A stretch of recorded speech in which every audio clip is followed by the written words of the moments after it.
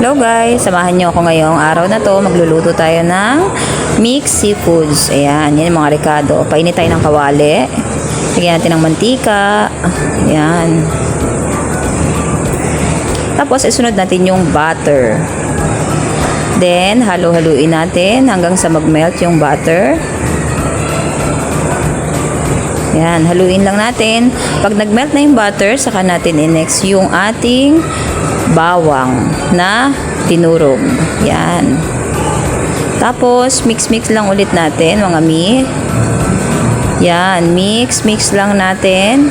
After nyan, pag golden brown na yung bawang, saka natin ilagay yung ating crabs at saka yung ating shrimp. Yan. Then, after nyan, lagyan din natin ng magic para mag-magic ang ating pagkain. Yan. Tapos ito, halo-haluin muna natin. Halo-halo, mix para magpantay-pantay ang luto nila. Then ito, hinahanap ko na dyan yung magic. Hinahanap natin yan. Lagyan natin ng ating pampalasa. Siyempre, magic, beka naman.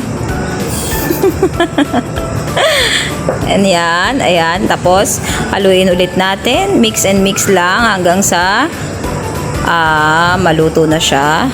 Haluin lang natin. Then, eto na, kinukuha ko na yung yung oyster sauce. So, lalagyan na natin siya ng oyster sauce para mas sumarap.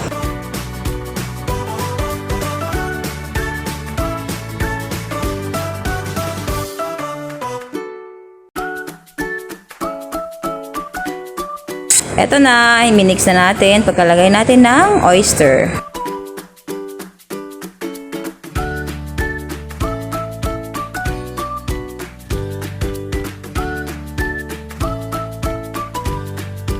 Halo-haluin lang natin para magpantay-pantay yung luto ng ating mga seafoods.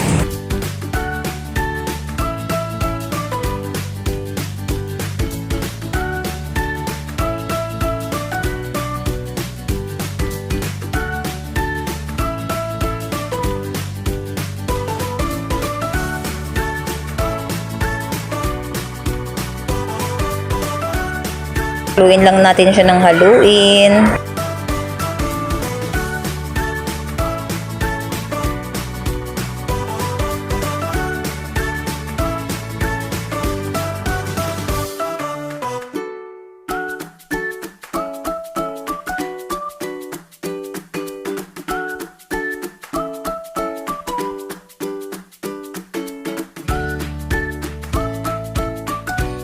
Ayan, sa mga nagtatanong, ba't kailangan durugin? Kasi para yung sarsa ng ating niluluto is mag-mix yung lasa ng crab. Kumbaga, mas maging malinamnam siya. Kaya dinurog natin yung, pinutol natin sa gitna yung crabs. Para yung linamnam ng crab is maglasa dun sa mismong sarsa. Then, nilagay natin yung tahong. Nilas natin yung tahong kasi ang tahong is mabilis lang pong maluto.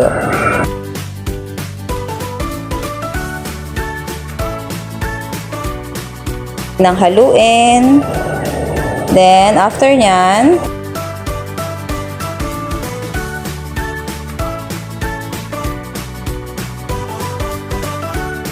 ayan, tapos, binuksan natin after ilang minutes, haluin natin para magpantay yung lasa, pati yung pagkakaluto.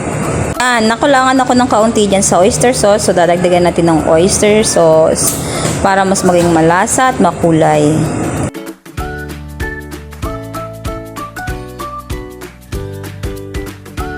Lang natin ulit para magpantay yung lasa. Ito na po ang ating finished product ng mixed seafoods. Yan. Garlic mixed seafoods na favorite ng aking mga anak at ng aking asawa. Maraming salamat. Thank you for watching.